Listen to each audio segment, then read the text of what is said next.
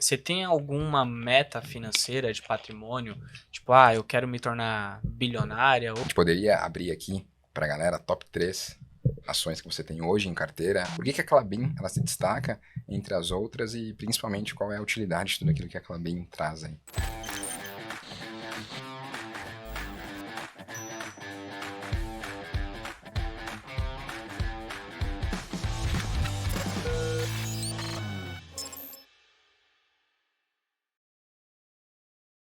Uma pergunta um pouquinho diferente. Você falou a respeito, beleza, quando você descobriu que seu pai, né, você viu na revista Exame, meu pai é bilionário e tal. Agora falando um pouco sobre você, você tem alguma meta financeira de patrimônio?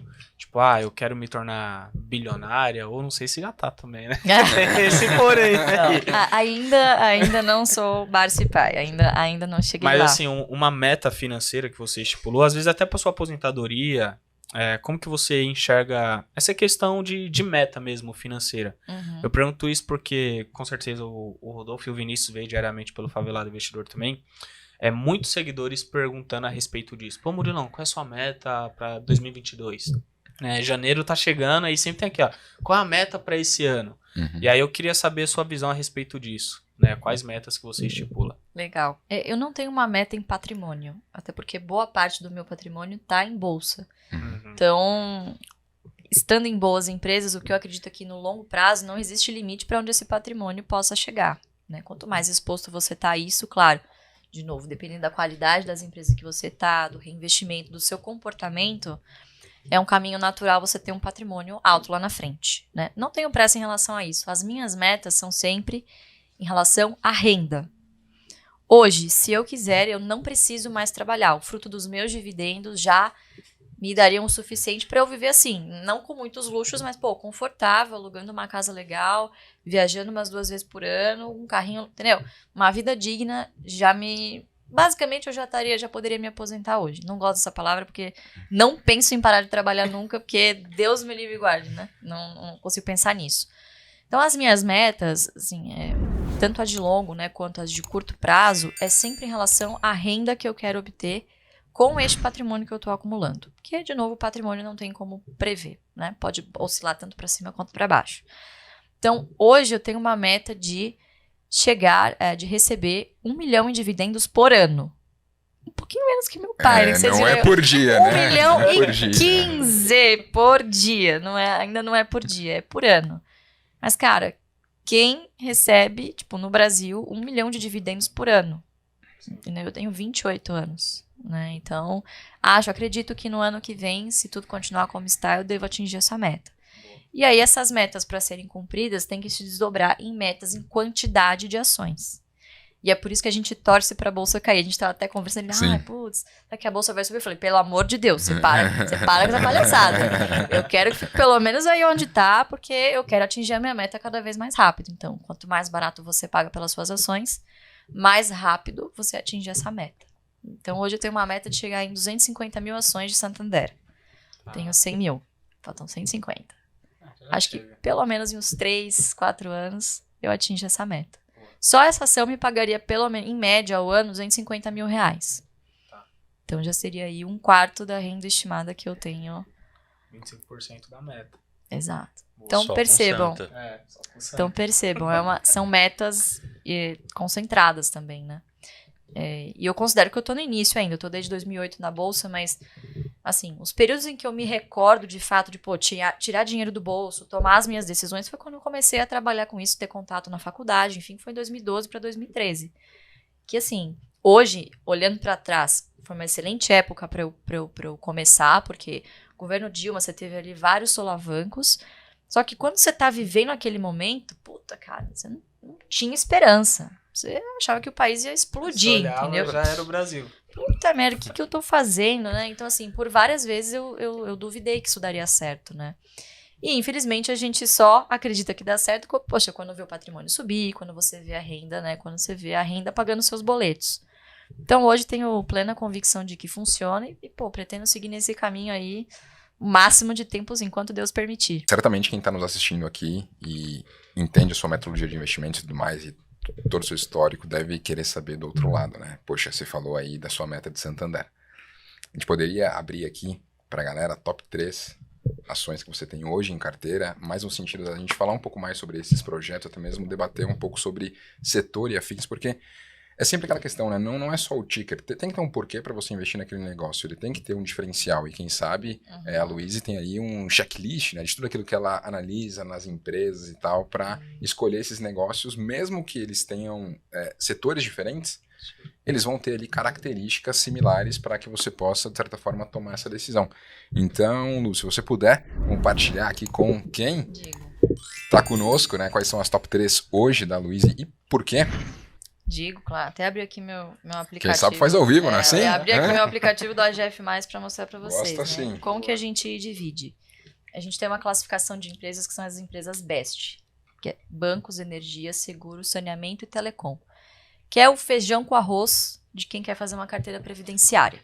Né? Então, hoje, eu gosto de manter em 80%, mas hoje, sim, circunstâncias de preço, estou comprando coisas hoje que acho que vão pagar bons dividendos, mas que não se enquadram nessa categoria. Hoje, 70% da minha carteira está nesse tipo de setor.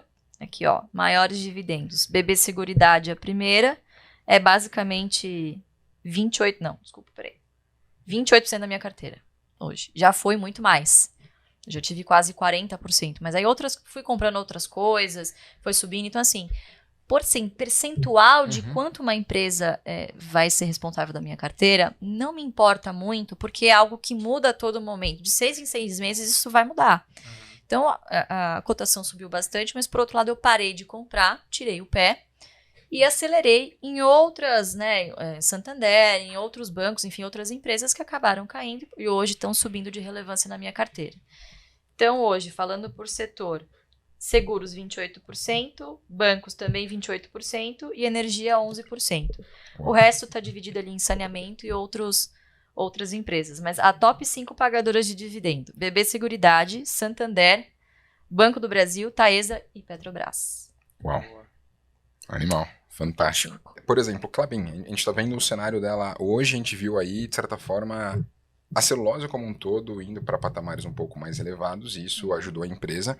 Ela tem uma posição de caixa bem interessante.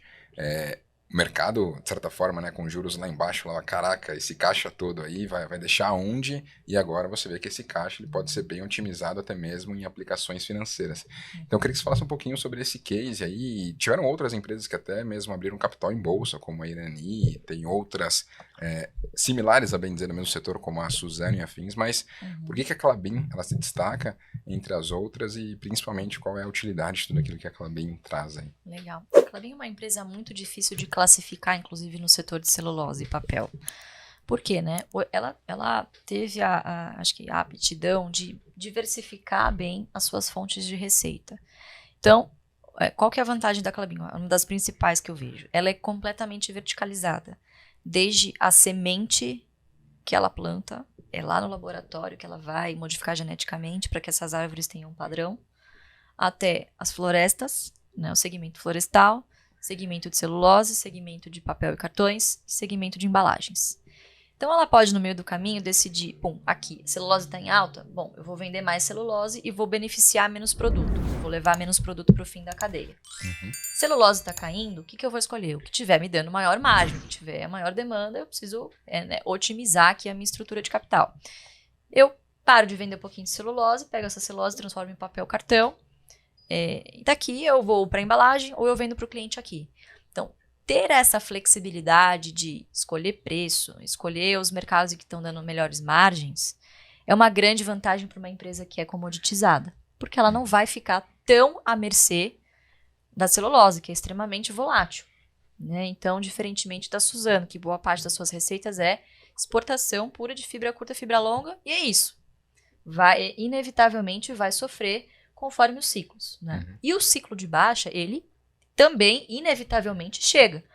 Então, é justamente nesses momentos pujantes de dólar alto, commodity em alta, que a empresa aproveita, obviamente, para fazer tudo o que é possível, para fazer algum caixa ali, para passar por esses momentos difíceis e trabalhar no custo caixa.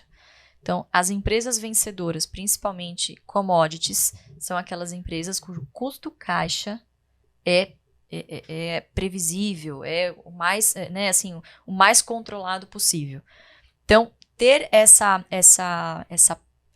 política dentro da empresa de controlar custos também é muito importante, porque é muito fácil você ser perdulário no momento em que, poxa, a empresa é uma máquina de fazer dinheiro, mas isso não dura para sempre. Então, ela precisa ser muito conservadora na sua alocação de capital. E hoje a Klabin, ela consegue captar muito barato. Ela emitiu agora uma segunda rodada de Green Bonds. Então, pelo fato dos produtos dela serem de alta sustentabilidade, a gente está falando no futuro também de um potencial muito grande de descarbonização, que acho que é um negócio inevitável. E empresas florestais vão ter um papel muito importante em relação a isso. Empresas também, etanol, enfim, né, usinas de etanol também tem um papel muito importante nesse processo. Então, eu acho que é uma empresa completa sobre esse aspecto de diversificação das suas receitas e verticalização. Ela controla todas as etapas da sua produção, né? E a segunda parte, o que muito nos agrada também, é a empresa Klabin, a cultura organizacional, o fato de ser uma família, a mesma família que controla a empresa há mais de 100 anos. É uma família que tem muita responsabilidade com a empresa. Então, assim, não vai sair fazendo qualquer negócio ruim, não vai queimar caixa, sabe? Sempre muito conservadores, também abertos a escutar alguns acionistas. E não tem uma base, um free float tão alto, né? Não é um papel que você chega, putz, vou lançar opção, Não tem muita jogatina, não tem muita especulação em cima do papel, apesar de ser uma empresa de commodity. Então, são características que, apesar de ser uma empresa fora do BEST, ela reúne todas as características de uma empresa perene, que paga bons dividendos e que até que não oscila tanto assim em relação a outras empresas do setor. Então, cara, assim, muito difícil você comparar 100% a Klabin com qualquer outra empresa do mundo. Ela reúne características que são particulares a só ela, né? E aí, claro, você tenta fazer algumas comparações de múltiplo, por exemplo, com outras empresas da Bolsa, né? Então, no caso, Irani não tem toda essa verticalização que a Klabin tem, depende muito de compras de, principalmente, papel reciclado, né? Então, agora, está muito mais em embalagens também, que é muito mais volátil do que, por exemplo, o cartão, que ele tem ali poucos clientes, com margem elevada. Então, eu acho que procurar empresas cujos produtos sejam de alto valor agregado também ajuda muito nesse processo, porque são produtos que são difíceis de você substituir. Então, eles não têm aquela oscilação em relação ao preço, né? Não tem aquela elasticidade em relação ao preço. O cliente vai pagar porque a Klabin, basicamente, falar que está custando. Então, para 2023, muito provavelmente, o cliente que for bater na porta da Klabin já não consegue mais comprar para 2023. Mas se você quiser, tá aqui. Preço lá em cima. Né? Então, produto de qualidade, de alto valor agregado e controlar todas as suas fases de produção com muito conservadorismo no custo caixa também. A AGF Mais Que a plataforma é a assinatura, né? Que foi a maneira que a gente encontrou de democratizar. Então, lá tem uma série de ferramentas justamente customizada para o jeito Barsi de investir.